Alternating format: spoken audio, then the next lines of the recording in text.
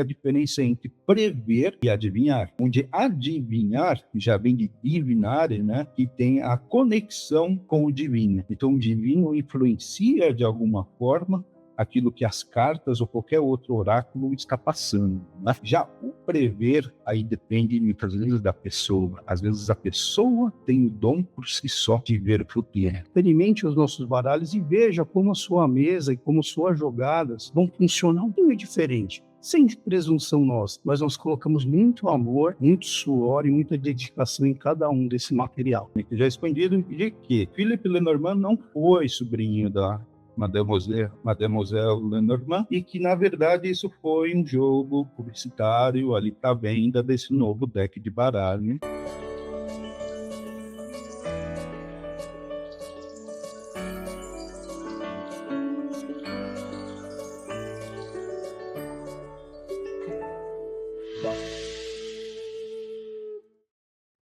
Seja bem-vindo a mais uma edição do programa Consciência Próxima, esse programa de entrevista. Um aniversário agora, nesse mês de março, 16 de dezembro. A primeira edição foi dia 9 de março de 2010, com Motion Cohen. E mais de 1.000 convidados já passaram por aqui compartilhando histórias, pesquisas, experiências, inspirando você que nos acompanha. Me diz aí, que programa que você assistiu pela primeira vez por aqui no teu canal? Que programa que você assim, mais gostou? Deixa eu comentar para a gente saber também dessas suas conexões primeiras, já que está antecedendo assim, um mês de comemoração de consciência próspera. E hoje o tema é baralho cigano, com Eloy Patiné e Edson. Tudo nome assim, sabe? Diferente, assim. Eu até fiz assim, acabei de saber que um era da Bélgica. Da Bélgica, e o outro, acho que é Aldeovande. É de onde? Itália. Então, Bélgica e Itália. Então, vou apresentar aqui para vocês, o Edson Nakam. Esse que está aparecendo a camisa branca e preta é o Eloy. Eloy Patiné. Bélgica. E esse que está do lado dele é o Edson Aldrovandi. E Eloy. Então, ainda bem que a gente só fala uma vez aqui sobre nome, né? Mais fácil. Por esse nome que é boa. Mas tem uma história bem legal com o nome, né? Patiné. Qual o significado do nome? Patiné era um profissional que trabalhava com a patina, com a oxidação do cobre para a transformação do brilho, né, dos objetos litúrgicos, principalmente na região de Dinan, na Bélgica. E a família veio de lá e a gente ficou com esse nome, né? Inclusive o Eloy também foi passado de pai para filho, né? Eloy era o santo, né, padroeiro dos ourives, né, daqueles que em ouro e também com metal. Então, isso é uma herança familiar. E faz pouco tempo que a gente Descobrimos isso. Mas somos todos brasileiros, todos brasileiros, né? É uma parte belga, uma parte italiana, muita parte portuguesa, muita parte espanhola também. E também temos o meu trisavô, quando chegou aqui, belga. Ele se casou com uma brasileira, né? Nativa. E então também temos no nosso sangue esse lado. Que beleza. Olha, como eu falei, ela está aqui, a carta, sabendo que vocês escutaram, então, é a América, que é de origem celta, europeia, escapar um pouco, e pode ser que ela apareça nesse episódio, viu? Linda. Muito bem, e ambos são indicados pelo nosso amigo Marcelo Beldeb. A gente fala, inclusive, sobre um projeto muito interessante, e é sobre a publicação que vocês vão poder, inclusive, participar, e vão querer participar. Eu falei, já apareceu por aqui. Eu avisei que ia roubar. Essa aqui é a Mel. É por aqui. Baralho cigano. Esse é o tema de hoje. E vamos começar, então, essa conexão mais histórica. Conexão mais histórica. Vai ser assim, gente. Estão vendo aí, né? Linda. Agora eu quero ver ela falar. Agora vai ser só ela. Que bacana. Pode falar. Tem todo o microfone para ele. Muito bom dia. Que ótimo. Então, a primeira pergunta que eu vou trazer aqui, qual é a origem do... Primeiro eu vou começar com a pergunta Lenormand, porque aí depois vocês vão entender as conexões. Qual é a origem do Lenormand? E o que é que se conhece da Marianne Lenormand?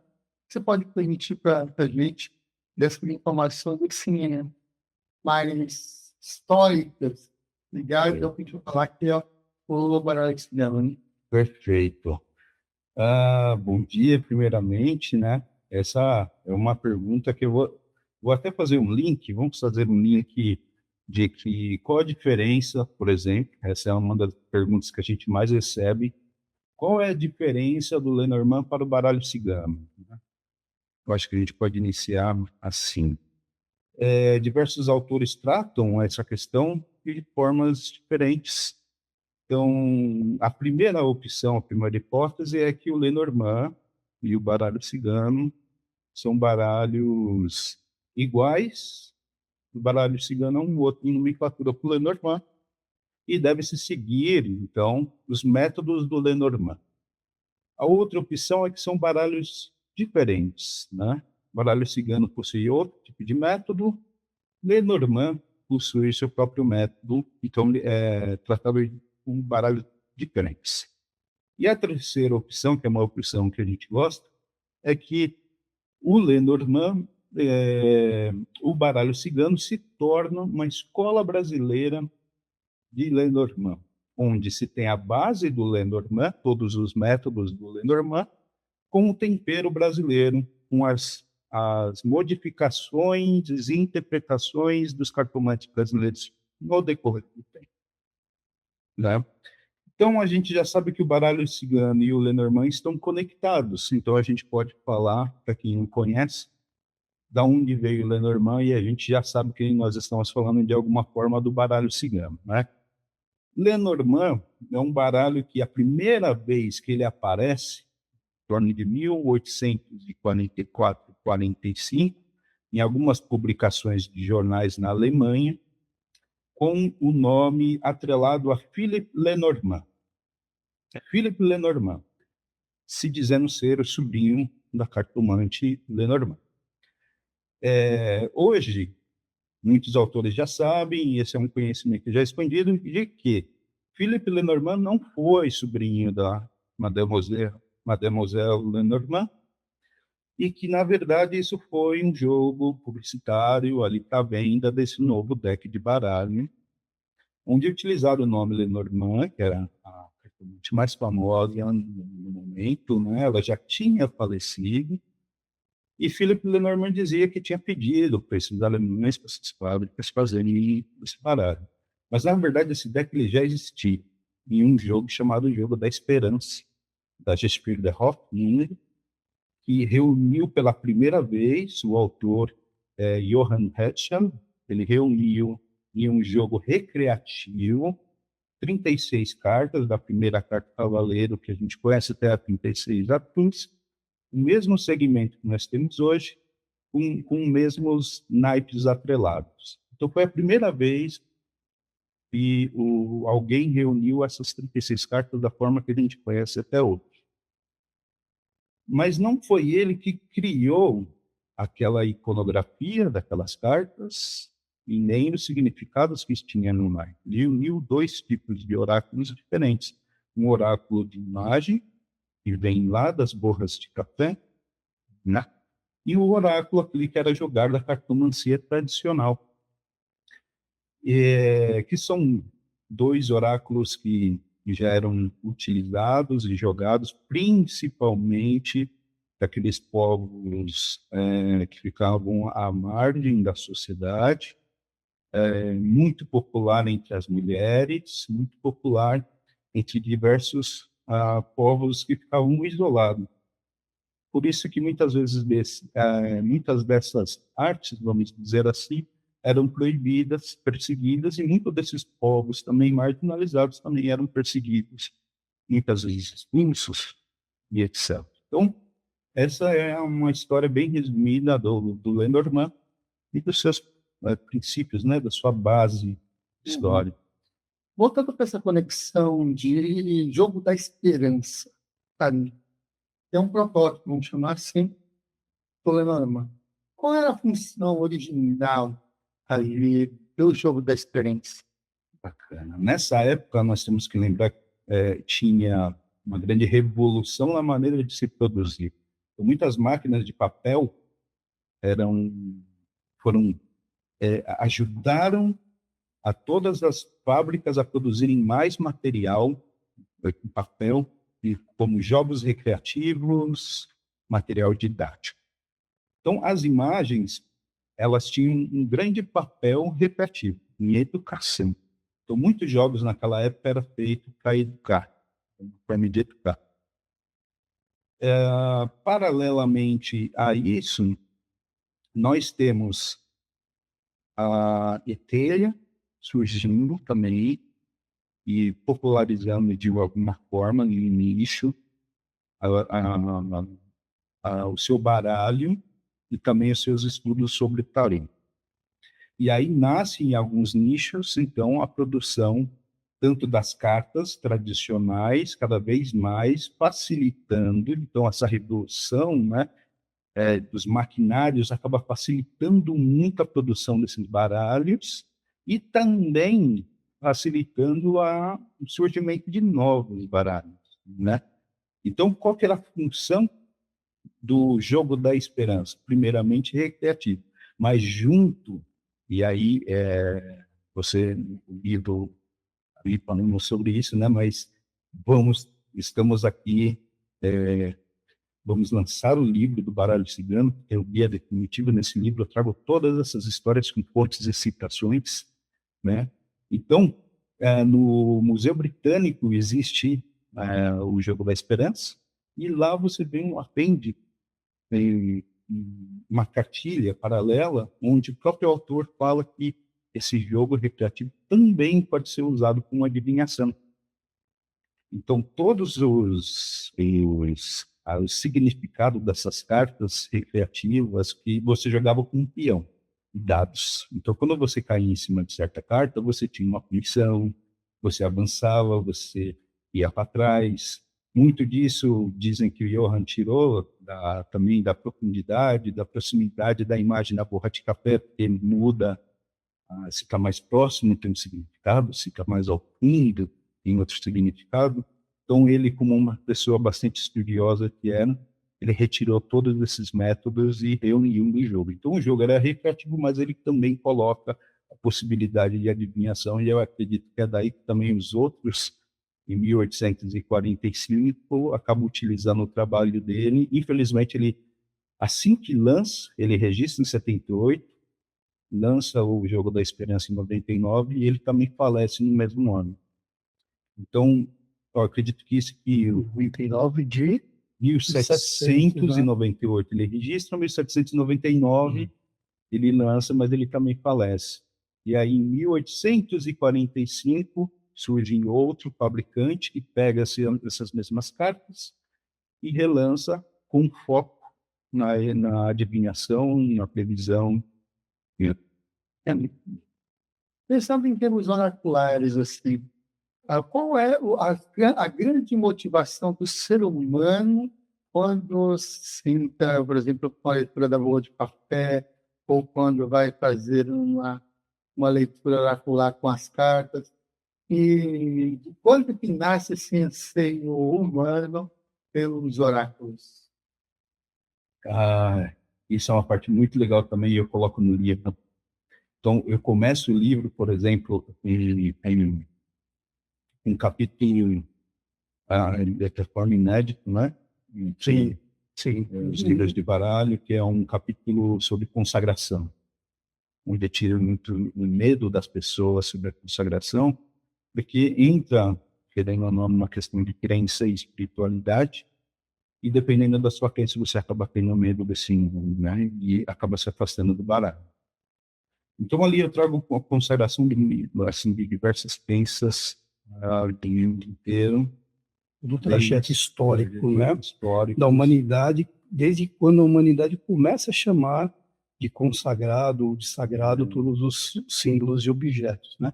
Aí entra um pouco na sua pergunta, que é a necessidade do ser humano em buscar algo que ele não consegue explicar, né? E aí surgem, então, os oráculos ao longo da história. Então, acho que esse pensamento vem junto com o pensamento dos pensadores, filósofos, né? De onde viemos, para onde vamos. Então, em paralelo a isso, ocorre também a história dos oráculos. Muitos oráculos acadêmicos, ou mais estudados por grandes pensadores, e outros oráculos mais periféricos, mais do povo, por várias questões sociais e culturais também.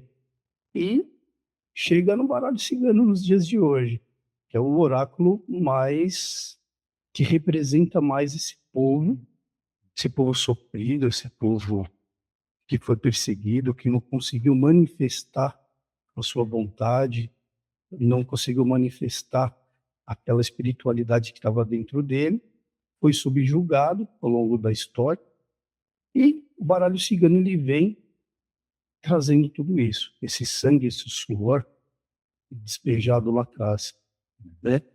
E o Olan consegue trazer no livro esses links históricos. Foi muito interessante, que vai servir de base para muitas pessoas e para muitos segmentos, porque é um viés totalmente histórico.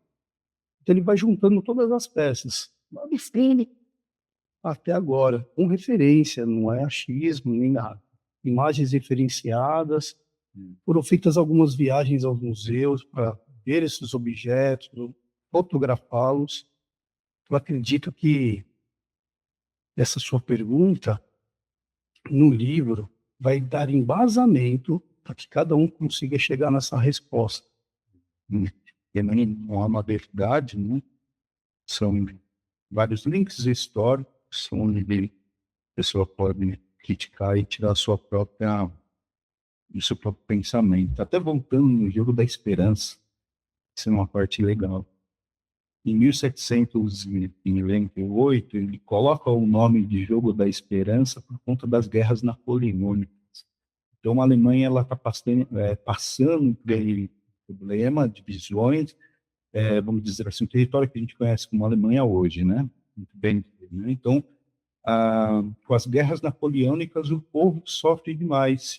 Cria-se, então, um Jogo da Esperança, onde a esperança vem da carta âncora, e para aquela sociedade tem todos os pontos históricos que eu também trago em cada carta, e cada carta tem as suas palavras-chave, né? O que eu faço no livro é por que existe essa palavra-chave em relação a essa imagem. E a pessoa consegue entender a carta por esse link histórico. Então, uma carta âncora para aquele povo naquele momento reflete na esperança. Inclusive, o 9 de espadas, que no naipe alemão é 9 de Laub, 9 de folhas, representa na cartomancia tradicional daquele povo a esperança, Hoffnung, né? Então, para aquele povo, aquele jogo, eles buscam aquilo para se livrar, né, daquilo que está acontecendo, das guerras, do sofrimento, né, da Alemanha. Então,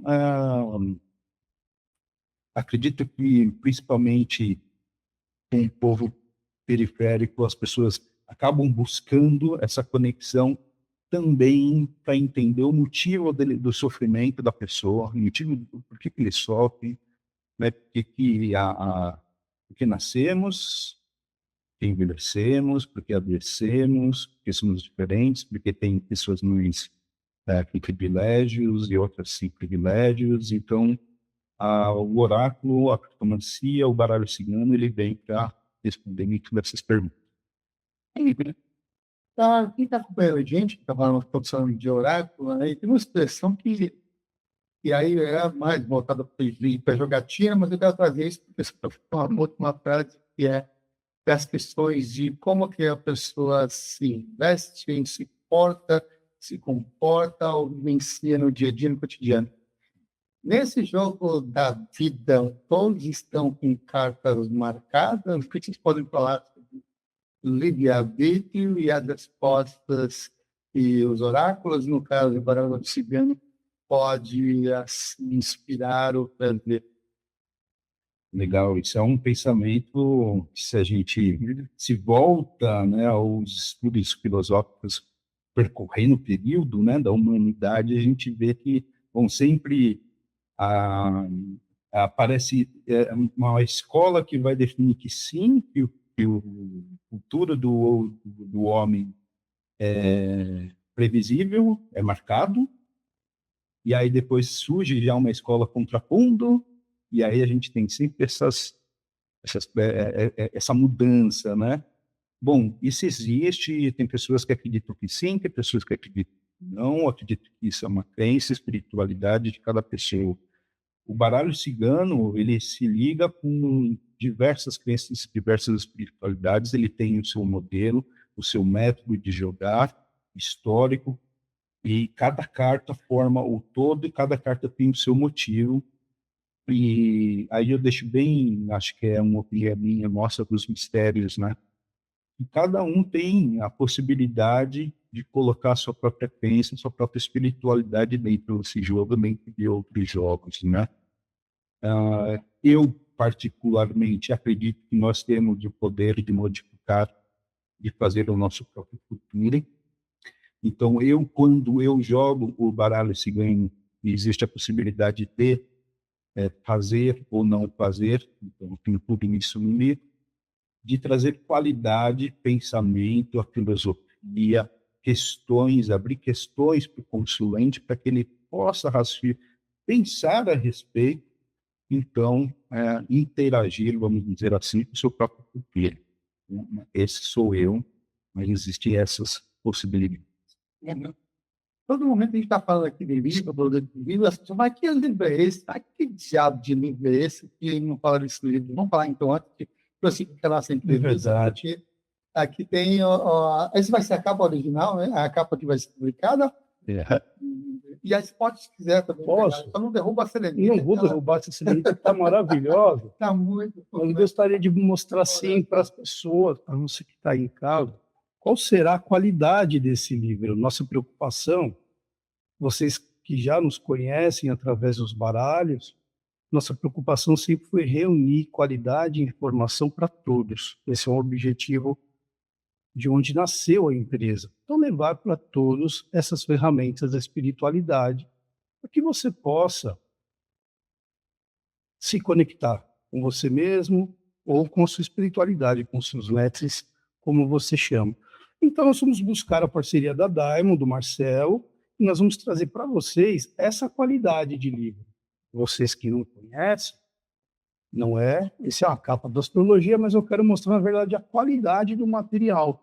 A capa dura, a qualidade das páginas, serão páginas qualidade fotográfica, totalmente colorido.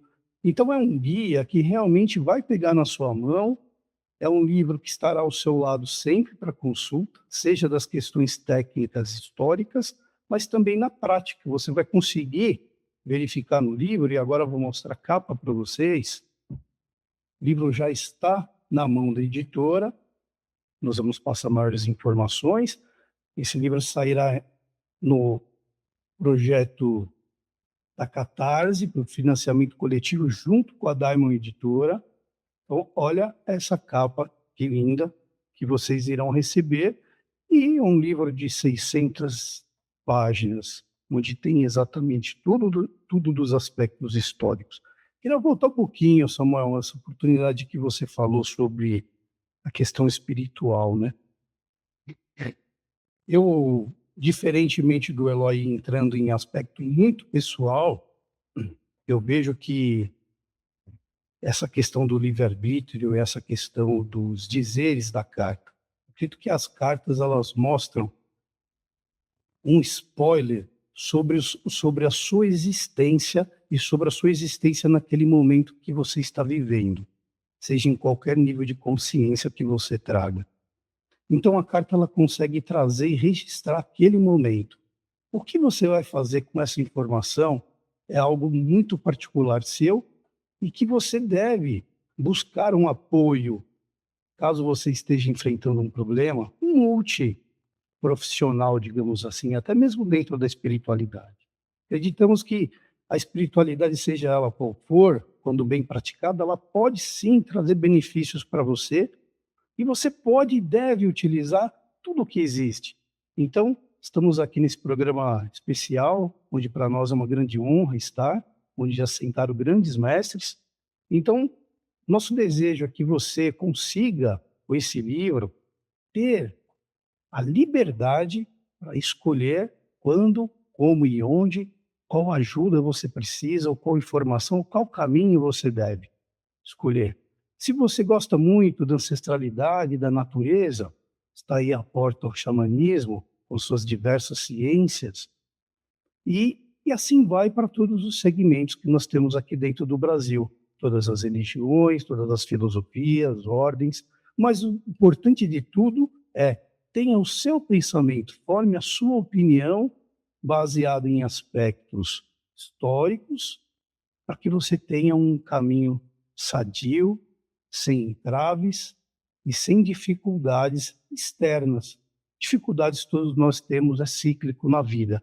Mas como iremos tornar o nosso caminho mais suave, mais tranquilo, aí depende muito da gente. Uhum. Então, duas coisas do universo, ele trouxe também algo que se falou anteriormente, vou completar isso com uma pergunta, que são duas pontos interessantes. E perrengue, todo mundo passa. Então Perrengue, todo mundo as passa. pessoas vão chegar numa leitura do baralho cigano, vão procurar para ter um conforto, uma conexão assim. E a outra, consulente, né? Como que pode fazer uma leitura para um consulente? De que forma pode fazer uma leitura para o consulente que está sofrendo sem ser afetado por essa pessoa? Tem alguma dica que vocês podem compartilhar nesse PV? Sim, eu digo que o trabalho com, por exemplo, com a meditação, sempre antes do atendimento ajuda bastante, depois também. A consciência que isso pode acontecer, eu acho que é fundamental. Eu falo muito desse nível, que a consciência do cartomante em relação ao que está acontecendo na vida do consulente é muito importante para que também ele não seja influenciado por isso na hora de fazer a sua leitura. E o oposto também, o que o próprio cartomante está passando, também não pode passar isso através das cartas, né? A meditação é um dos pontos que eu trabalho bastante, né? No entendimento psicológico acontecendo com ele. Então, se ele está estressado, se tem alguma coisa acontecendo na vida dele, é importante não fazer, né? Tenta não fazer, recorra a amigos, a pessoas conectadas que também trabalham com a cartomancia para ajudá-lo, procure ajuda. Se o cartomante está passando por algum ponto, é importante ter a responsabilidade de entender que ele está passando por isso, porque ele pode influenciar a resposta do consulente, e isso não é legal.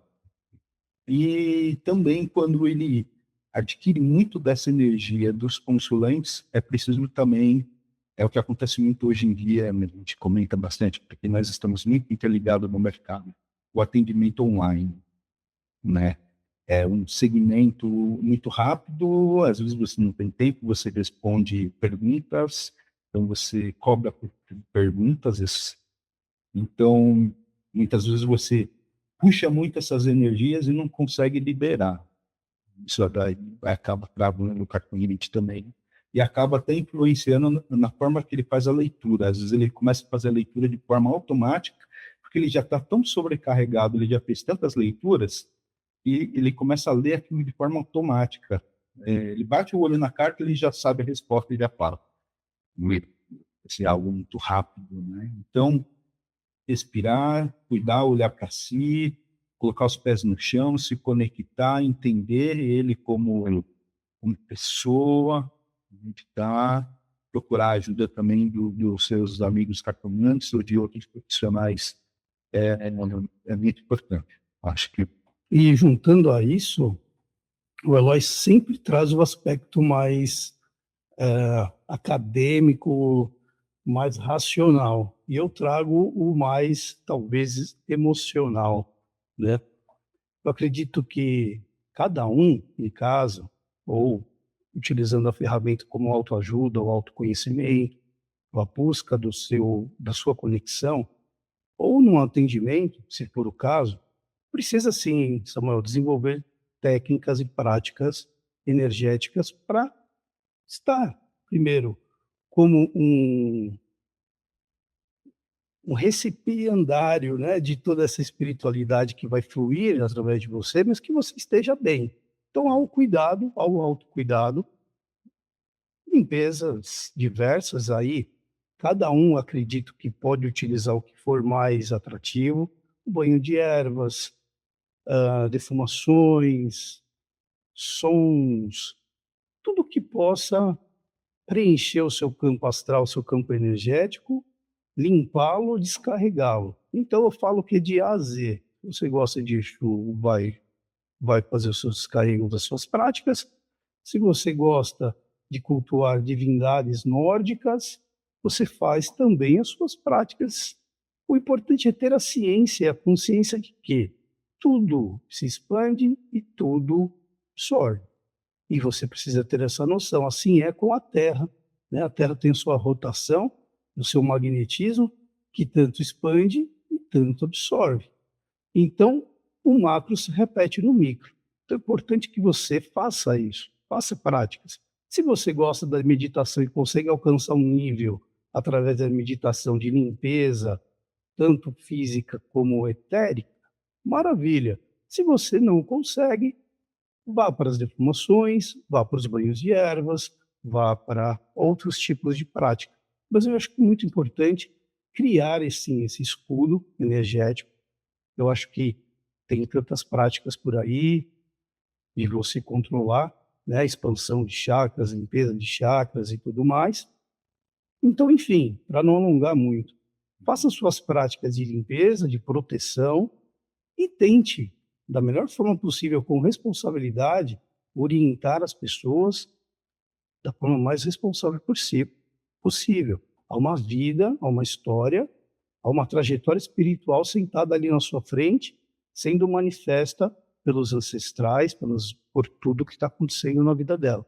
Então precisa muito ter essa responsabilidade. Pegando um gancho com o que você está falando, o que você falou, ele pode sofrer ataques espirituais, obsessores, interferindo ali naquele trabalho? Ó, Samuel, vou dizer o que eu, Edson, pessoalmente posso falar em relação a isso. Vou deixar o Eloy colocar os aspectos acadêmicos, históricos e técnicos em relação a isso. Eu, particularmente, acredito que sim. Eu, particularmente, andei por algumas sendas ao longo da minha história, da minha vida. Desde criança estive envolvido com práticas religiosas diversas. Então, por todas as religiões que passei e filosofias que gosto de estudar, todas elas, de alguma forma, colocam isso para você. Seja o obsessor, um estado de consciência inferior que brota de você, seja o seu subconsciente te atormentando por algo que está ali, adormecido em você, não importa qual é a vertente que você use, se você quer algo mais voltado para a psicologia humana, mais acadêmico, ou algo mais místico, espiritual. Não podemos esquecer que estão espalhados pelo ambiente energias, ou você pode chamar de espírito, você pode chamar de Egum, você pode chamar de quiumba, você pode chamar de obsessor, ou você pode chamar do que você quiser. Mas existem energias que estão em sua volta, existem energias que estão nas pessoas, existem energias que estão em você. Então é muito importante que você tenha essa consciência e que essas energias precisam ser entendidas durante o seu atendimento, durante o seu próprio autodescobrimento. E a partir daí, como você vai lidar com essas energias, aí você escolhe as ferramentas disponíveis para isso.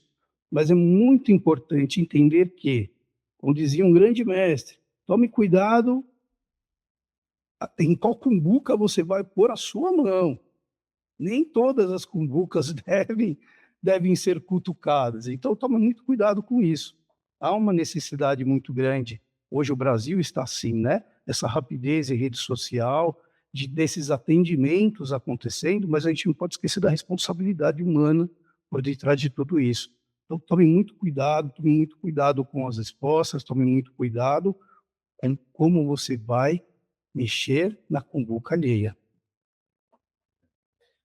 Do meu lado, o que eu posso dizer é que existem diversas crenças e espiritualidades, principalmente aqui no Brasil, mas eu não moro no Brasil hoje, né? Eu moro em Berlim, então eu tenho contato com bastante cartomantes da região.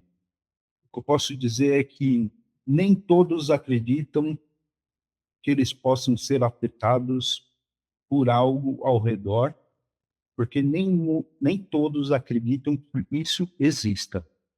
Então, eles não têm conhecimento e eles não têm o contato que nós, como brasileiros, temos com a nossa espiritualidade, que é diversa e, e de diversas culturas, né? Miscelânea, né, que temos aqui, né, de espiritualidade. Não tem lá. Exatamente. Há pessoas de lá que conhecem, precisam buscar esse conhecimento. A gente já nasce entendendo, pelo menos tendo contato de alguma forma, já faz parte da nossa cultura. Tem gente que já, quer dizer, tem gente Então, que não acredita em nada, né? Exatamente. Então, até no livro tem uma parte interessante, que é a diferença entre prever e adivinhar. Onde adivinhar já vem de divinare, né? Que tem a conexão com o divino. Então, o divino influencia de alguma forma aquilo que as cartas ou qualquer outro oráculo está passando, né? Já o prever, aí depende muitas vezes da pessoa. Às vezes a pessoa tem o dom por si só de ver o futuro. Não está conectado com ninguém. Às vezes o objeto em si tem o dom de prever, né? E isso é uma crença, é o que se acredita. Então, depende muito do local, mas o que eu posso dizer é que, com sabedoria, estudando o baralho cigano, e entendendo da onde ele vem, ele como um todo, ele como um micro também, da onde vem o entendimento de cada carta, fica mais difícil de pessoas que querem influenciar ou pessoas que querem enganar o próprio cartomante, ou consulente, se ele está indo em algum cartomante, com a sabedoria de como é o baralho cigano, fica mais difícil de ser enganado. Quando a gente tem conhecimento, fica um pouco mais difícil. Mas eu acho que a gente complementou bem, né? Estava pensando aqui em relação a isso, você falou de Berlim, e eu tenho aqui no Brasil, né? Por que que o nome baralho cigano se consolida e se consolidou aqui no Brasil mais do que em outros países? Tem os dois viés, né? Tem Tem os dois viés. E Tem que a gente bastante se fatores. complementa, né? Porque tem o viés, que é o viés que eu tenho o privilégio de fazer o prefácio do livro, que é trazendo toda essa experiência espiritual dentro das religiões e dentro do campo energético aqui, e o Eloy trazendo os aspectos históricos, as pesquisas e o aspecto mais racional dessa coisa O que a toda. gente sabe de fato e conseguimos comprovar com fontes primárias, né? Bom, o que a gente sabe é que os ciganos eles saem lá do século IV, V, em ondas, o que a gente conhece como noroeste da Índia, Paquistão, vão adentrando, né, passando pela Pérsia, chegando ali no Império Bizantino, na época, onde eles adentram e até mesmo ganham esse nome cigano, que significa intocáveis, os intocáveis, por cristões que viviam na marginalidade, que tinham algumas crenças de adivinhações, eles eram hereges, né? Então os outros cristãos afastavam eles e eles tinham o apelido de intocáveis. Então, vem do grego, né, essa palavra, intocáveis. Quando os ciganos chegam e com o passar do tempo, é importante ter essa questão do passar do tempo, né? Eles vão vão se marginalizando também pela questão da tonalidade de pele, pela questão da língua, que falam diferente, e acabam se misturando, e o povo daquela região acabam chamando eles também de ciganos. Então, eles ganham esse apelido por uma questão de preconceito, né? Eles não conhecem aquele povo e vão se chamar igual, porque eles também têm uma cultura diferente, então também são ciganos, e isso chega até 1536, 1538, quando eles adentram o Brasil e Polônia, né, basicamente expulsos de Portugal. O Portugal envia eles para a Polônia e proíbe ali, no caso, os colonos, né, e romanos que começam a chegar. Então, o nome hoje que a gente utiliza, os ciganos utilizam, Romani, né, o povo Romani, que tem várias subdivisões, Calon, o Calé, tem o Sinti, o Manush, na França, Roma, aí tem alguns também chamam de Dom, tem uma outra onda que veio junto com os romanos, que são os Dons, aí depois teve os Lons, ou seja, é uma cultura muito diversa, ampla, com mais de 1000 anos de perseguição, de preconceito. Então, você vê quadros, você vê poesias, você não vê livros falando sobre a cultura deles. Você sempre tem depreciação da cultura deles por eles serem diferentes. E isso até os dias de hoje, como também a questão do preconceito do cigano místico, também, que entende-se o cigano somente como aquele cigano bonito, aquela coisa que se vende, com a bola de cristal, e sensualizado. Tem quadros também, principalmente a cigana, né? E isso se torna muito um alvo publicitário, um artifício publicitário de venda. Então, o baralho cigano, ele se torna baralho cigano, e aí vem o ponto que o Edson iniciou. Muita gente acredita que não é cigano, porque o Lenormand, quando ele chega na América, os americanos não conhecem Lenormand e perde-se o poder de Lenormand de venda que se tinha na Europa por conta dela ser uma grande cartomante, ter trabalhado com Napoleão Bonaparte. Quando chega no norte, principalmente na América do Norte, perde-se o peso de Lenormand. Temos que lembrar que nessa época não existia comunicação em massa. Então, Lenormand não era uma cartomante famosa. Quem era famoso e quem trabalhava, quem sempre trabalhou com a adivinhação, e sempre teve esse aspecto, os ciganos. E aí começam a utilizar imagens ciganas em capas desses baralhos, imagens em nomes ciganos.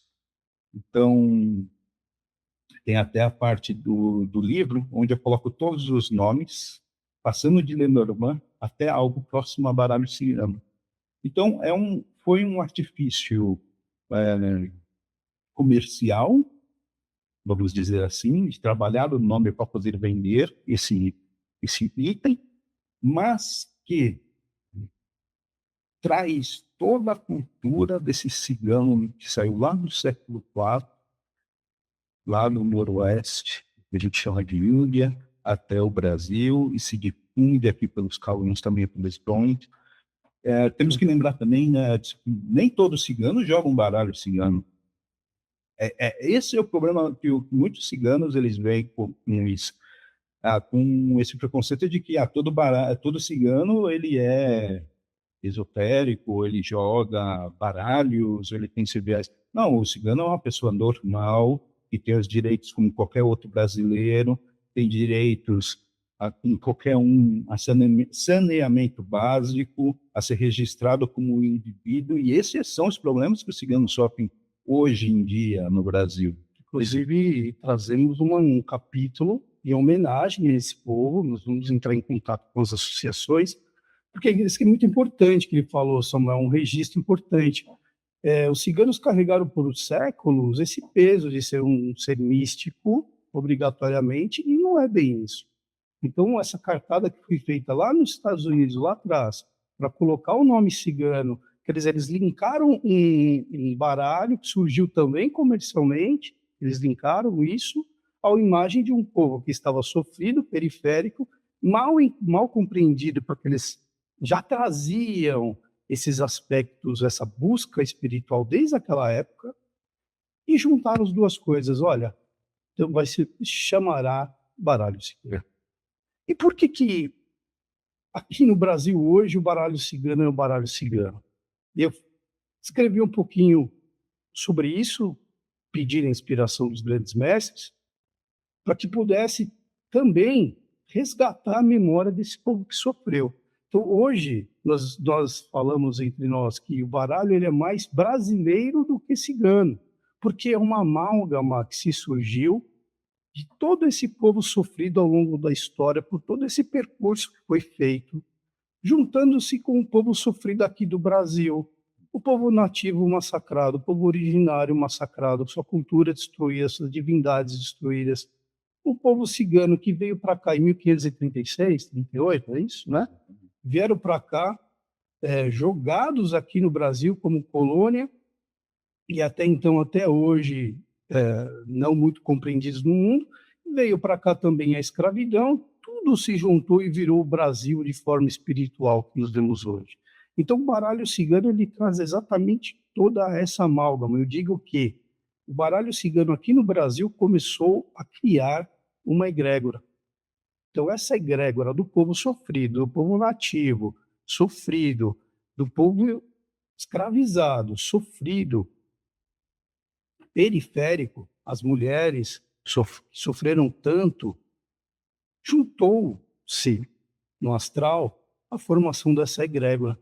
Então, eu acredito muito nisso e nós vemos no dia a dia as milhares de pessoas que utilizam o baralho cigano para ajudar e auxiliar as pessoas, nós conseguimos ver a validação disso. Por quê? A egrégora responde. A egrégora do baralho cigano, que é formada por todo esse povo que sofreu, por todo o povo originário, por todo o povo escravizado, por todas as suas culturas, práticas religiosas que foram escondidas, manifesta-se nessa egrégora.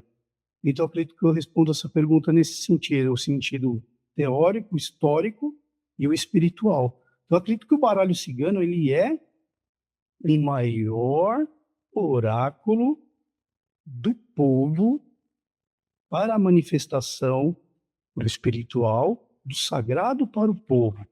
O sagrado abre para todos. E o baralho cigano está aí para mostrar isso para vocês. Muito bem, vocês estão falando aqui também, sabendo do lançamento do livro que será em breve, né? De posterior à carta. Posterior. Ele estava. E quando ela estava tendo o mistério do baralho. A capa ficou na câmera, ou cinema dele. Muito bom. Essa aqui é o baralho cigano. Tem pessoas cálicas que tem aqui pela empresa dos mistérios de mistérios.com.br, né? E falando sobre essa questão do Brasil, né? Parece que quando chegar no Brasil, ele vai ser abraçado pelo Espiritismo, que é uma banda, vai tentar com conexões aí também, até de orixá, eles podem falar um pouco mais disso. Mas fala um pouquinho também sobre essas cartas. Poxa, que bom. Obrigado pela oportunidade de mostrar o que nós chamamos de ferramenta.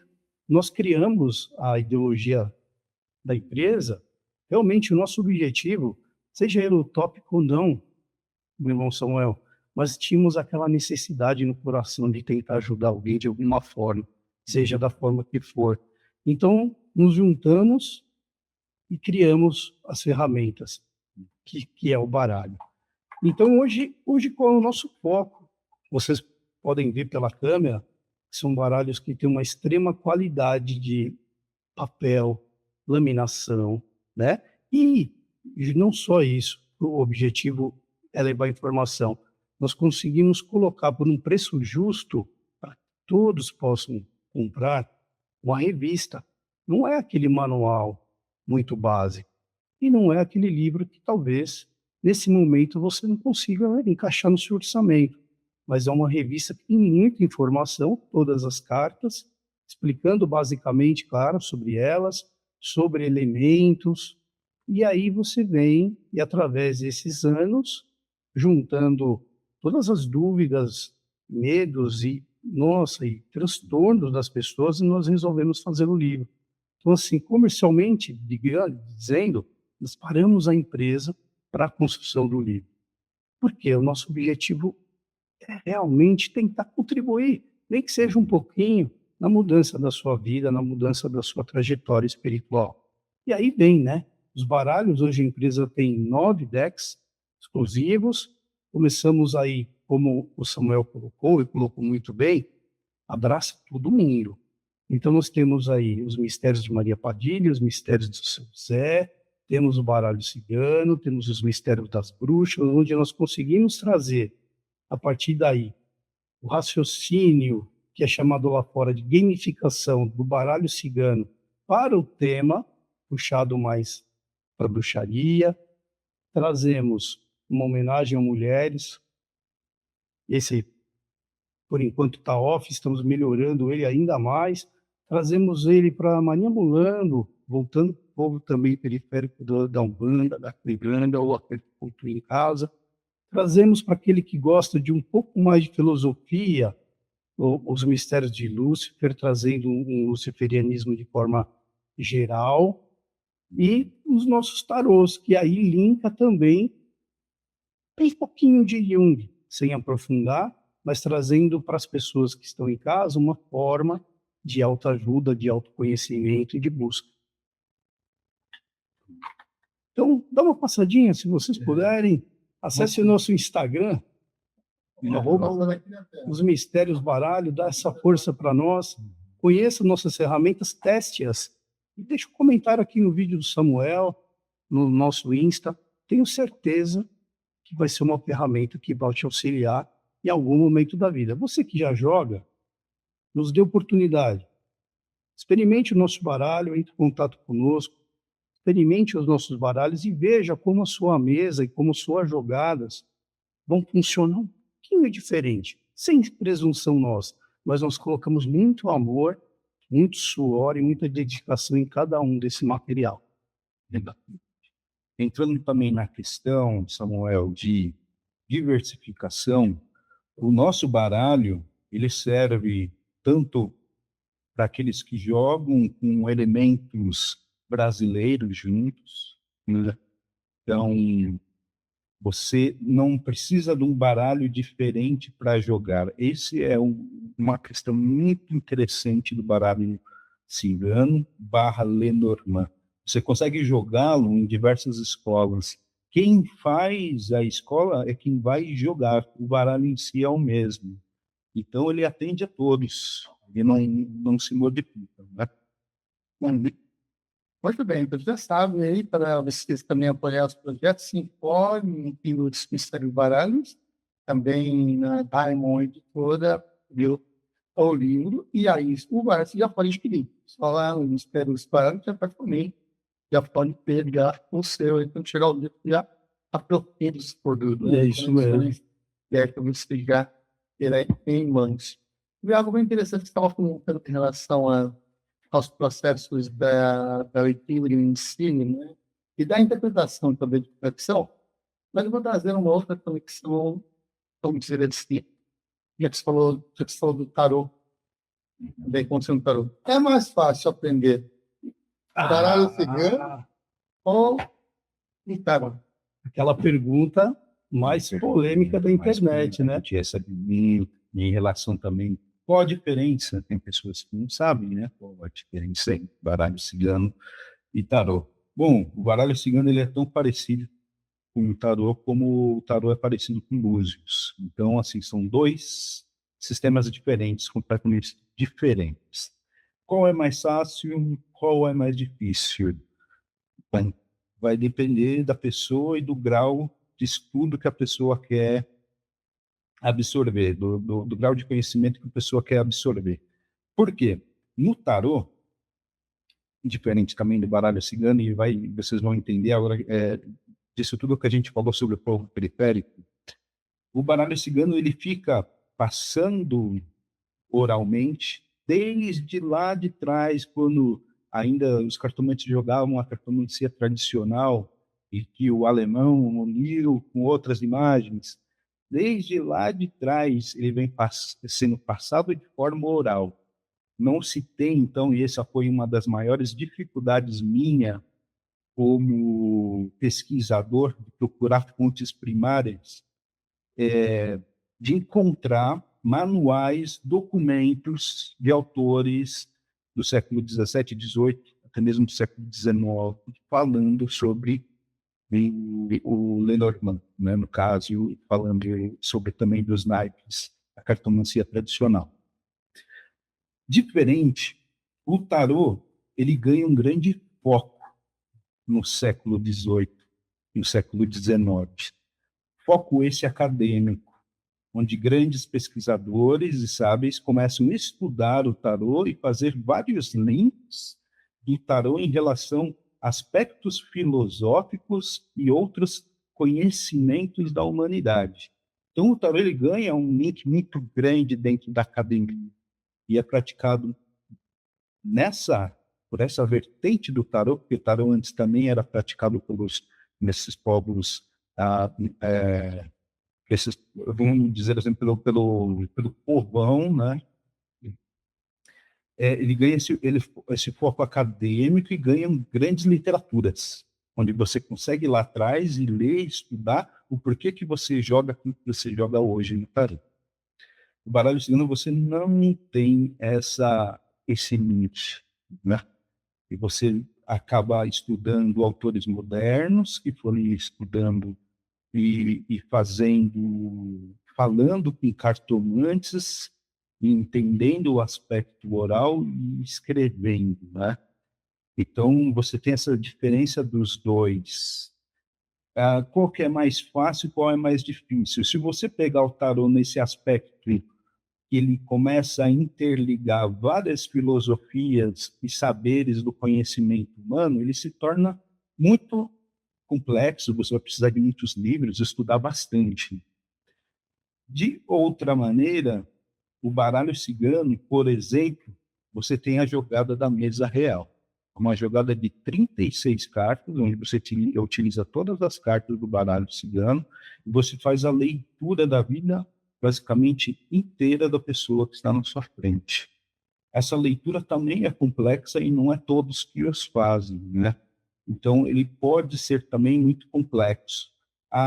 Entender o aspecto histórico de cada carta e como as suas combinações acontecem nas jogadas também é um ponto muito difícil do baralho cigano, porque, sim, as imagens são mais simples, as imagens já estão no subconsciente dos seres humanos, né, da sociedade, porém, quando você faz uma combinação, o aspecto intuitivo ele se torna um pouco uma barreira.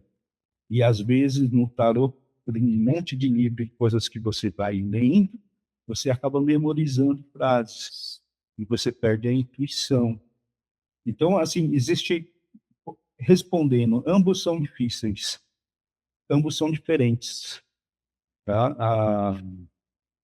Interessante, O Edson eu acredito que ele tem uma outra opinião. É muito interessante, Samuel, porque nós temos a empresa feita para ajudar as pessoas, mas cada um de nós temos as nossas visões, as nossas experiências, e faz todo sentido.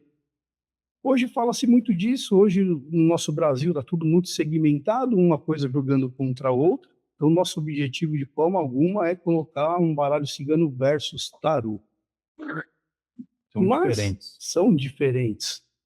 São diferentes. Talvez, linkando o que o Eloy falou, não tenha complexidade hoje, porque não tem tanta literatura, ou tanta pesquisa, ou tanta redescoberta de tudo isso. Está tudo muito rápido. Está tudo muito rápido. Claro que nós sabemos que o tarô vem com as informações de ordens iniciáticas, então você precisa desvendar alguma chave de alguma ordem, de algum estudo cabalístico, que você vai estudar cabala, você vai lá no site do Projeto Meir estudar cabala com o Marcelo e vai entender um pouco mais todo esse ambiente do tarô, essa profundidade, linkando todos os aspectos filosóficos antigos. E o baralho cigano, isso também eu passo no prefácio, ele também traz tudo isso, só que de forma que, vamos dizer, o saber do povo, vamos colocar assim de forma resumida, o baralho cigano ele vem de forma periférica, se mantém e se coloca como um saber do povo. Então, é uma grande amálgama de tudo isso. Agora, a facilidade e a profundidade vai depender muito de você. Se você quiser algo raso, você vai ficar no raso com o baralho cigano. Se você quer aprofundar, você consegue aprofundar e o livro estará para isso, para te desenvolver técnicas de aprofundamento. Então, vai muito de cada um, vai muito do eu de cada um, né? Poderia ser muito fácil chegar aqui e falar assim, não, vamos comprar o baralho cigano, ele é mais fácil e assim você vai começar e vai transformar, mas não é essa a verdade. Então, o baralho cigano e o tarô, ambos são difíceis e ambos são fáceis, vai depender muito de você, da sua busca e dos seus objetivos. Exatamente. Quando você abre as 36 cartas, Abre as 36 cartas, você vai ter o ritmo. Você vai abordar aspectos psicológicos, emocionais, mentais, materiais, da vida de quem você está lendo, da sua própria vida. Então, necessariamente, quando você fala de outra pessoa, você precisa ter um mínimo conhecimento básico para poder orientá-lo. Bom, uma dos adjetivos ligados à mesa real é que é uma tirada de um mapa da vida. E outras conexões ligadas a essa ferramenta de tirada é que é um mapa também de previsões. Existe um limite de tempo para que as previsões da tirada ali da mesa real aconteçam. E aí eu vou, já que você fala de intuição, de conexão, né? Tem relação também com o que você falou anteriormente, com a formulação dos ciganos do astral jogando ali no processo da mesa real? Pode ter, como para aqueles que não o acreditam, ou não, pode não ter. Então, depende, novamente, da que a gente iniciou, depende da crença e da espiritualidade de cada um. Mas o que o método traz, e isso é muito importante, o método do baralho cigano traz são ferramentas para que ele chegue em algum resultado. E é importante, é como falar uma língua. Você aprende uma língua, vamos supor, você vai aprender uma língua nova. Quanto mais vocabulário você aprender, quanto mais você testar essa língua, quanto mais você errar e saber que está errando e corrigir, você vai conseguir se comunicar de forma melhor. Então, existem diversas fórmulas na mesa real, por exemplo, de diversas escolas. E no livro tem um capítulo chamado Tempo, onde tem diversas formas de você calcular isso, seja baseado no significado da carta, seja baseado em aspectos numéricos de soma e divisão, de estação de tempo, etc. Então, se a pessoa tem a espiritualidade, ela pode sim se ligar a essa espiritualidade e isso pode influenciar sim o jogo dela. Mas ela não necessariamente precisa disso, porque o jogo ele já tem as suas fórmulas, os seus métodos, que precisa sim ser respeitado, porque eles fazem o jogo ser válido. Ele foi passando de tempo em tempo e criando essa validez com o próprio povo. Quer dizer, eu não preciso estar ligado a nenhuma religião, nenhuma entidade espiritual para jogar a mesa real ou jogar o baralho cigano. Não preciso. Então, você consegue ter a intuição, se conectar com o baralho. Novamente, eu trago as escolas de Lenormand na Europa. Muitos não têm essa parte espiritual, muitos entendem essa parte espiritual de formas diferentes, muitas formas energéticas. Então, não é necessário E existe, sim, todo um passo a passo onde a pessoa pode seguir, aprender, criticar, muito importante, criticar o porquê que existe aquela forma, aí ele vai ver, faz sentido, Questionar, né? questionar, né? Nossa, faz sentido, essa carta é uma carta muito rápida, essa carta é uma carta devagar, No teu tempo, né? Dessa tempo, variação de tempo, o que é o tempo, né? Nós vamos explicar um pouquinho no livro, né? exatamente. Na mesa real, por exemplo, aonde a carta do consulente cai, se ela estiver muito próxima do limite da direita, por exemplo, você vai ter menos cartas sobre o futuro. Logo, você vai ter menos informação sobre o futuro. E isso vai influenciar também, vai ser um futuro mais rápido, não um futuro longo, porque não tem um segmento de cartas. Por outro lado, você vai ter uma lista de cartas, como no siglo passado, bem detalhado. Então, também tem esse aspecto na mesa real. Existem cartas que são positivas, negativas e neutras, e em termos de interpretação, tem algumas cartas como a 2, em alguns lugares é sorte, para outros é um obstáculo. Interessante. Isso é o que faz a gente pensar em divisões de escolas, né? Na verdade, são divisões de autores. A carta do trevo, primeiramente, eu entendo que nenhuma carta é positiva e nem negativa.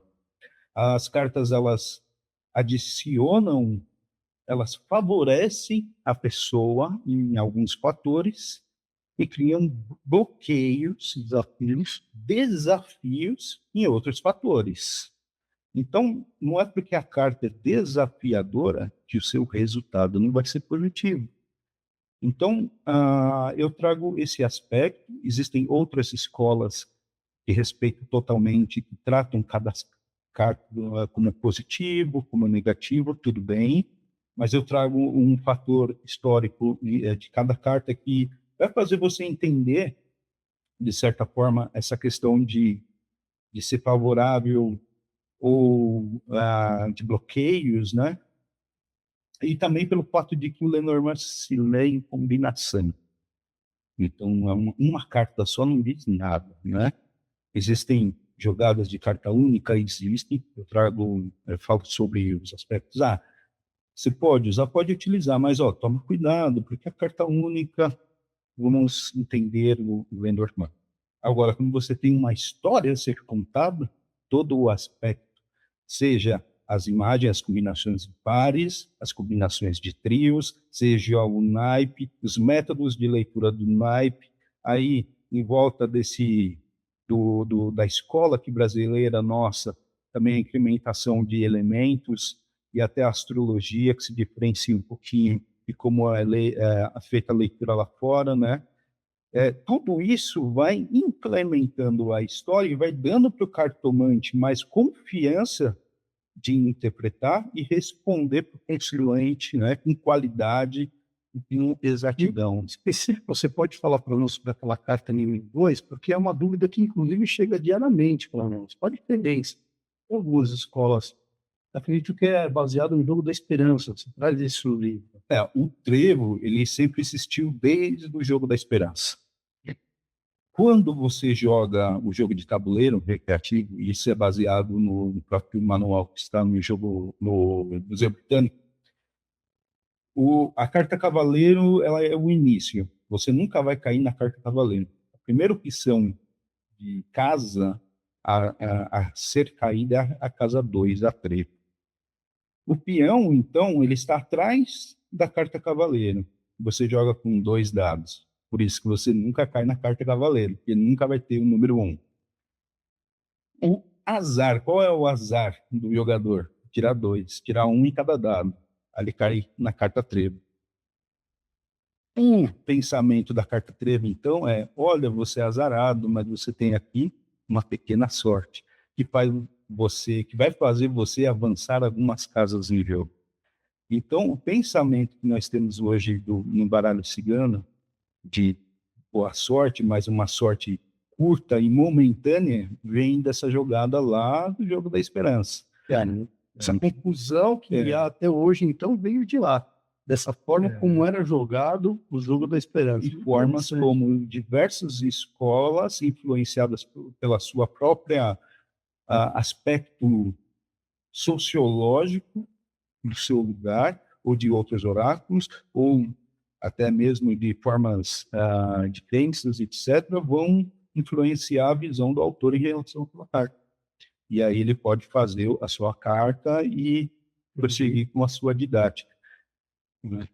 Esperamos ter explicado para todos vocês a diferença. O pessoal pergunta isso para a gente mesmo, Samuel. Muito bom. E o cartomante, o que ele pode fazer? Ele dando conta, se ele vê ali, naquela leitura, no caso de morte ou de doença grave, como é que ele vai lidar com as pessoas que são mais sensíveis, né? Cartomante precisa ter muita responsabilidade e entender que muitas cartas, muita gente vê a carta foice e a caixão com coisas muito ruins. Essas cartas, elas trazem desafio, mas ela tem um amplo significado. Doença, morte é o topo. A potencialização, assim, é o que essa carta traz de pior. Então, ela não deve, o cartomante não deve entender aquelas cartas somente com esses significados. A grande maioria das vezes não é esse significado. A grande maioria das vezes é um corte, é um reinício, um encerramento de algo, um encerramento de algo ruim. Às vezes a pessoa está passando por um problema, uma doença, aquela carta ela vem falar para você que aquele ciclo de doença está se encerrando e se inicia então um outro ciclo, que as cartas posteriores irão dizer. Então, a potencialidade de cada carta deve ser estudada também, e o cartomante tem que ter a responsabilidade na hora de fazer a leitura, de entender quais são essas potências. Eu posso falar para você que você é lindo, eu posso falar que você é maravilhoso, a pessoa mais linda do mundo. Existem diversos adjetivos que você pode utilizar, né? E com uma carta combinada à outra, você vai somando, de certa forma, na hora da criação da fala, da narração, você vai somando um substantivo, você vai adicionando adjetivos, advérbios, esses adjetivos têm potência. E essa potência é estudada e você tem que entender naquela jogada, ela é mais de leve, estamos falando de uma discussão tranquila entre amigos, estamos falando em uma discussão mais pesada num ambiente familiar. Isso é interessante. Mas, por exemplo, nessa pergunta dele, direto, o cartomante que está nos assistindo, que vai ter o nosso livro, tem o nosso material, ele se deparou com uma pergunta. Eu gostaria de saber se meu pai irá falecer, ou se minha mãe irá falecer. Qual é a postura daquele que está atendendo com relação a essa pergunta? Qual é a ética envolvida? Isso é falado no livro? Como isso é falado? Sim, legal. Perfeito. Veja que já vem da pergunta, né? A pergunta já dá esse foco. Isso já faz o cartomante responder exatamente e utilizar essa potência, né? Da forma que deve ser utilizado. Então, a pergunta já determinou isso, ele vai responder. As cartas vão se comunicar com ele. O baralho cigano ele é muito conhecido, principalmente na escola alemã e escola russa, de responder na lata. Sim, não. Vai acontecer? Não vai acontecer. A escola francesa ela abre uma interpretação um pouquinho mais, afloreia um pouquinho mais. Mas aí, responde ou não responde? Essa responde, precisa responder. Mas, o que eu trago? Qualitativo. Responda de forma qualitativa. E dentro da minha metodologia, eu trabalho com níveis, Samuel. Então, você tem o primeiro nível de leitura das imagens, você tem o segundo nível da leitura de naipes, e é subsequencial, né? Então, é naipes, elementos, signos e planetas.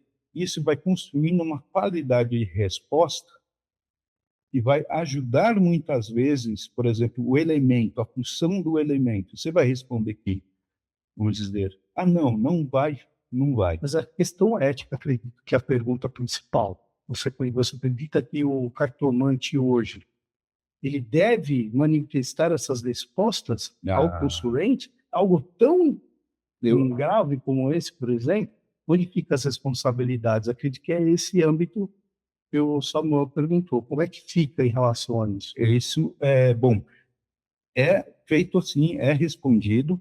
Aí eu acredito que vai da crença ética de cada um ou do espiritualismo de cada um, mas o baralho cigano ele responde. Você tem Sim, que responder com a responsabilidade com termos qualitativos, mas ele sempre foi utilizado, ele sempre respondeu. sim, Tá? E as sim, sim. pessoas vão para isso, as pessoas vão procurar o cartomante É, para isso. eu Né? acredito que vai a consciência próspera de cada um, A pessoa né, se Samuel? Eu acho muito importante. vou perder meu emprego, vou ficar com a minha esposa está me traindo, São perguntas vou ter que um aumento, vou ficar doente. vão ficar Se a gente rico. entrar numa questão ética em cada ponto, a gente deixa o oráculo um pouco obsoleto em relação a o que o povo necessita. Então ele nasce também dessa necessidade de resposta. E essa resposta ela pode vir somada à interpretação do baralho, a tudo que está sendo apresentado, mas também é tudo que foi conversado aqui. É, Quer dizer, toma cuidado. Use a vida do seu próximo com consciência, atinge a vida do seu próximo com amor, um pouco de cuidado. Né, Samuel? Acredito que diante das respostas mais duras, tome cuidado sempre. Eu acredito que você pode unir forças para tentar ajudar essa pessoa, e por mais que as cartas mostrem isso, tente passar sempre uma mensagem positivadora para que aquela pessoa consiga sair daquela o situação. que eu ia falar, que você estava falando dos níveis, o elemento, na hora da carta, que soma os elementos, qual que é o elemento prevalecente aqui, ele vai passar nesse método o que o consulente precisa fazer. Ele precisa mais o pé no chão, precisa se comunicar, precisa agir, precisa procurar ajuda. Então, por exemplo, o elemento traz um nível de camada que pode ajudar, trazer qualidade à resposta. E não Sim. só, às vezes, numa leitura alemã seca e direta. Sim, não, né? Ele vai falecer. Esse quesito também de leitura. É tipo ler as cartas para terceiros sem autorização deles, e um outro ponto. Eu posso ler para mim mesmo sem imparcialidade? Sem tirar as Desculpa, não entendi a segunda pergunta. A primeira, então, é se pode ler. Uhum. Eu vou lá agora, vou contratar aqui, quero ver a minha Uhum. E a segunda é, eu consigo ler as cartas com imparcialidade agora para mim mesmo. Eu tenho adquirido, comprar no Vista do Baralho, estou com o deck das cartas do Baralho Cigano, e eu leio para mim. Eu consigo ler para mim mesmo, assim, em imparcialidade. Sim, perfeito. A primeira pergunta, eu não acho ético, tá? Eu não acho moral, mas se as pessoas assim o fizerem, aí vai de cada um. Mas para mim atender, por exemplo, eu tenho que a pessoa estar na minha frente, preciso me conectar com essa pessoa, porque é necessária uma conexão. A gente tem que tratar o baralho. Veja bem, muitas pessoas vão, consagram um baralho, fazem deixam esse baralho como um objeto ímpar, único, especial, simbólico, sagrado. Muitas vezes maltratam ele na hora de jogar baralho, torta tudo ele, joga de qualquer jeito, deixa ele pegando pó na água, e usam um baralho sagrado desse para questões assim antiéticas. E eu, particularmente, não gosto de ter que me conectar, não gosto até mesmo de jogar telefone ou alguma coisa desse gênero. Mas é o librão, faz de cada um faz da forma que assim o entender. Você pode jogar com autoajuda. Eu posso, Pode. 2 minutinhos, acrescentar uma visão também dos mistérios espiritual. que é essa ponta que eu puxo, quando você vai ler para terceiros, sem a permissão da pessoa, você está entrando em um campo totalmente complexo. Vamos imaginar um cenário explicando que você acredita em proteção espiritual. Você está aqui assistindo o programa porque você acredita. Então, imagina só que eu vou entrar e vou adentrar no seu campo espiritual, no seu campo mental, para que aí, então, o meu cordão ligue-se ao seu e, através desse canal de comunicação, eu acesse a sua espiritualidade e a sua vida. Olha só a complexidade de tamanhas ligações. Então, eu estou me ligando a você sem a sua permissão. Como é que ficam os seus guardiões e seus protetores? Será que eles vão ficar de boa? Será que eles vão, ok, pode? Essa é uma questão. Outra questão é, será que eu estou me conectando com um problema que eu não sei? Será que eu estou colocando a mão na boca dos outros sem permissão? Então, além dos valores éticos e morais que todos devem desenvolver nas suas práticas espirituais, há também esses mecanismos, que são mecanismos que nós sabemos que existem. Então você vai ver, opa, agora está tentando se conectar, pô, liga. Se a pessoa é espiritualizada, tem as suas proteções, ela vai entender. Se ela não entender, aqueles que estão além dos olhos irão agir contra. Irão mover o que for necessário mover para ou cortar esses cordões ou tomar providência, seja qual for. Então, assim, pô, tu vai ler para alguém sem a permissão dela, você vai colocar a mão numa casinha de abelha que você não sabe se você vai se ficar. E você não sabe qual será o influxo ou qual será o retorno energético causado por se meter aonde não deve, né? Então, via de regra, se for algo, podemos falar de regras, né? Nós estamos aqui para apresentar estrutura para você criar as regras, mas via de regra, de forma geral, sempre use a responsabilidade. Se for um caso de urgência, de uma urgência realmente séria, peça licença aos seus, aos dela, para que você possa adentrar em casos de urgência. Peça licença, eleve seus pensamentos, seus sentimentos, para que você possa adentrar naquele campo da pessoa sem que você tenha, primeiro, que você tenha permissão e sem que você tenha esse influxo energético, essas rebarbas que podem voltar contra você e te trazer alguns problemas. Para mim, isso se assemelha a eu pegar uma foto sua identidade, e fazer um perfil na internet. Estou espalhando o que é você falando sobre você sem a sua permissão. Então, falar sobre jogar a carta principalmente com o foco, não é que eu vou jogar para o consulente e surge uma pessoa na vida do consulente, não. Eu vou focar naquela pessoa. Isso eu acho antiético. Isso eu acho realmente está pegando e criando um perfil e falando coisas que não deveria. Tem essa parte espiritual também ligada. Agora, voltando à segunda pergunta, isso dá autoajuda, né? Isso é muito importante. Você pode jogar, tem que ter os cuidados, as questões também psicológicas no momento que você está, porque dependendo da resposta, pode te gerar tanto algo positivo para você. Agora, quando vem negativo, né, questões negativas, qual é o que acontece geralmente com as pessoas que não jogam de forma, que têm a experiência de joga de forma responsável? Ela começa a tirar uma tirada após da outra, porque ela quer saber como melhorar, e isso você descaracteriza o baralho, e você acaba, isso é o seu psicológico influenciando na jogada. Você quer aquela resposta, você quer sair daquilo que você viu.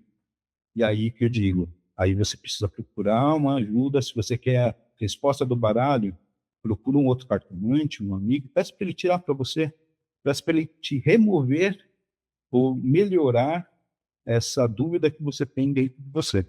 E por outro lado, Samuel, só mais um minutinho também, não sem delongas, nós incentivamos o uso do baralho como ferramenta de autoajuda. Mas para que isso aconteça de forma efetiva, você precisa ler um pouquinho. Você precisa ler a nossa revista, você precisa se possível, ter o livro e ter todos os outros materiais. O baralho no dia a dia, ele vai te mostrando, por mais que ele registre ali, pô, isso aconteceu comigo, semestre passado, falei, vou parar de ler, porque começou a aparecer um monte de problema, e os problemas aconteceram, e eu falei, não quero, pô. Eu deixo, eu não soube lidar com isso, me gerou muita ansiedade. Mas o que é interessante, você está vendo o que vai acontecer, vamos colocar o exemplo de um problema, aí você se centraliza, busca suas forças, as suas ajudas para resolver esse problema, para você mudar esse traçado que está registrado ali naquele momento pelas cartas. Então, você é capaz de mudar isso. E aí, também. Bom, você estava aqui várias vezes em termos de conexões energéticas com o baralho cigano, cartas em si, né? Então, eu tenho duas perguntas ligadas para isso que surgiu aqui diversas vezes no nosso bate-papo. Qual a importância de consagrar e montar as cartas do baralho em si?